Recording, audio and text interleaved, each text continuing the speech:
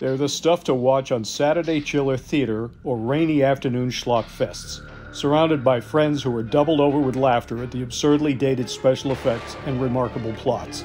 Director Ray Kellogg's The Giant Gila Monster and The Killer Shrews have been knocked off, parodied, and, when the movies became part of the video public domain wasteland, two of the most owned titles on anyone's VHS shelf.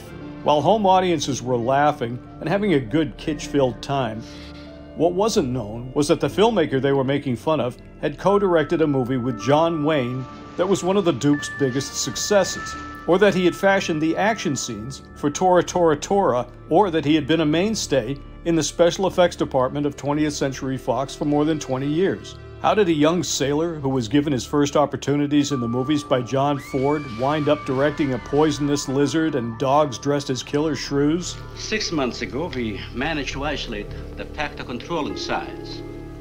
2 litters were born. 6 individuals we kept for study. They were about the size of buckshot at birth. But the rate of growth was abnormal. They continued to grow. They were mutants. But they inherited all the negative characteristics of their breed. Somehow they managed to escape.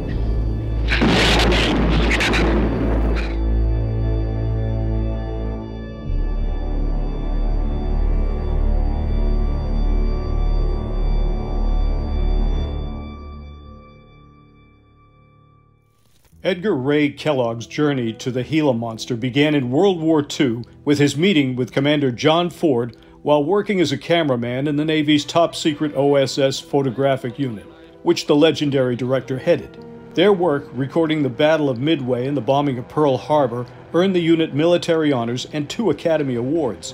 Lieutenant Kellogg would make his own history as the cameraman who recorded the trials of Nazi war criminals in Nuremberg. After the war, Ford and Colonel Marion C. Cooper became producing partners, with one of their first productions being Mighty Joe Young, the more genteel version of Cooper's legendary King Kong. The crusty Ford always denied producing a guerrilla picture, but Mighty Joe was a hit, and helped solidify Ford and Cooper's partnership that would result in The Quiet Man and The Searchers.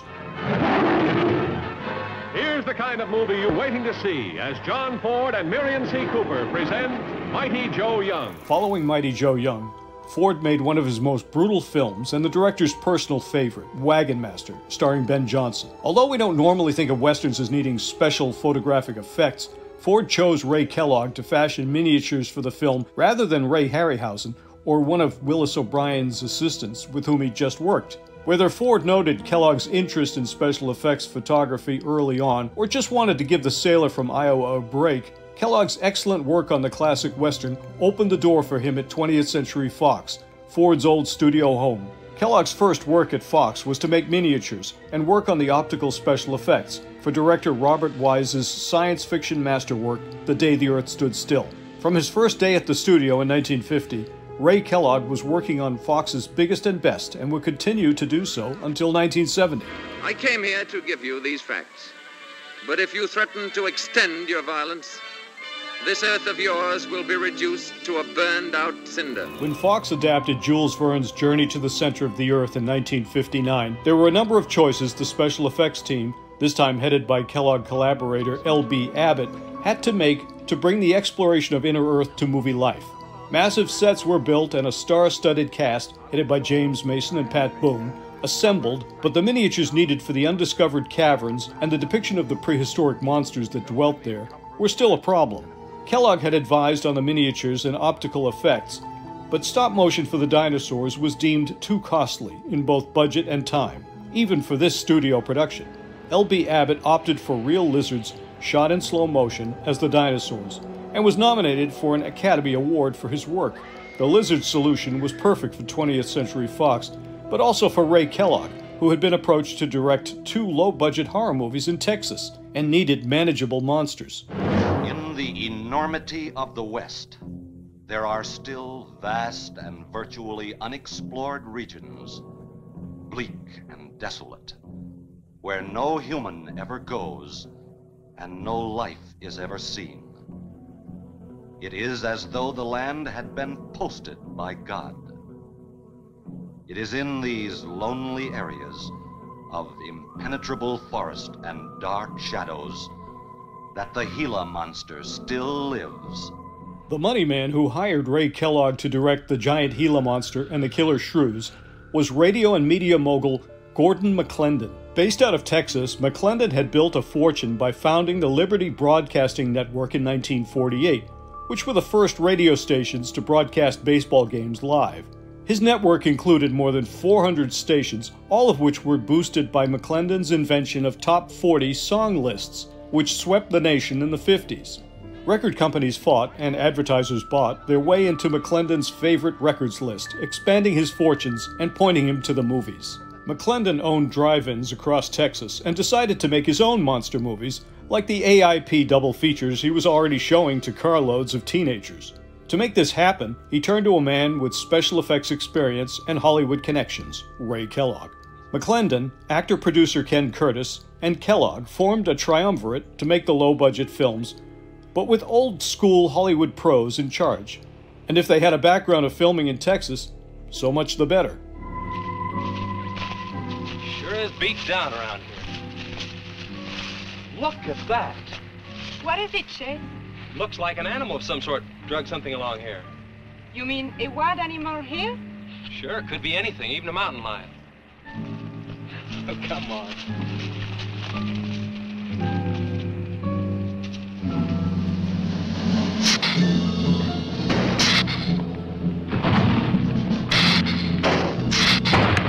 Kellogg and Curtis drafted top-shelf talent, who were not only friends but had long histories with the major studios. Writer Jay Sims was a story editor for Richard Boone and would soon be scripting The Rifleman, when he was given a few weeks to write both films and paid handsomely in cash. Cameraman Wilfred Klein came on board with amazing credits from Hollywood's golden age, including working on Gone with the Wind and The Adventures of Robin Hood, before photographing movies as diverse as The Tingler and Randolph Scott westerns. Kellogg's associate Ben Chapman oversaw both films before producing Flipper for TV and later Richard Donner's Superman. Ken Curtis, about to become iconic for his role as Festus on Gunsmoke, had been a musical mainstay on McClendon's stations as one of the Sons of the Pioneers, and audiences knew him as an actor in The Searchers. He was also John Ford's son-in-law and had worked in westerns shot in Texas for years. For The Killer Shrews, Kellogg and Curtis cast talented James Best as the lead. Kellogg and his company of pros shot with quick efficiency, delivering scenes for veteran editor Aaron Stell, who would also edit To Kill a Mockingbird, and composer Jack Marshall, who would write the eerie scores. Marshall was a guitar legend who also wrote all the music for the original Munsters TV series. McClendon and his son were credited as executive producers, with the rest of their families filling in small roles in both films. Everybody in the world is scared to death of something. That's evident. When they came at us last night, you knocked me down getting inside the fence. It's just that I can't stand them. And I've discovered something I can't stand. All right. But I advise you not to mention it to anyone.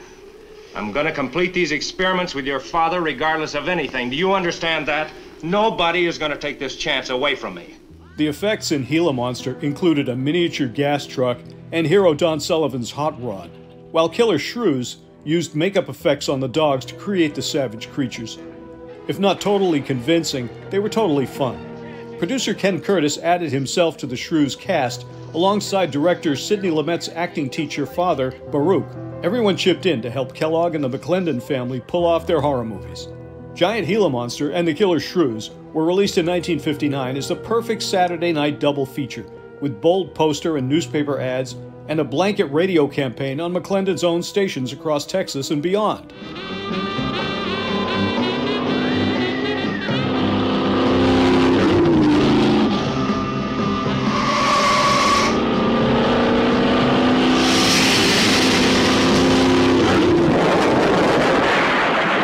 As Kellogg, Ken Curtis, and others wrapped up their work on the monster double features, they moved on to a production that was taking over Brackettville, Texas, John Wayne's The Alamo. Kellogg, who knew Wayne, pitched in on the optical effects and also the second unit work by his old commander John Ford, while Ken Curtis joined the cast, as did veteran stuntman Fred Graham, who worked in both monster films. Wayne's epic shoot required a lot of hands on deck and a lot of time. Kellogg had to return to 20th Century Fox, but would have a true collaboration with Duke years later. All that I shall ever want to hold, or look upon, or be, or have is here now with you. Remember that I want you to forget me, please. Forget? How? I can never be more far away from you than this. Now that Ray Kellogg had his own features behind him, including a McClendon-produced family movie, My Dog Buddy, his home studio leaned on him more and more to direct action and second-unit sequences for Fox Films. Never was this more needed than in the mega-production of Cleopatra.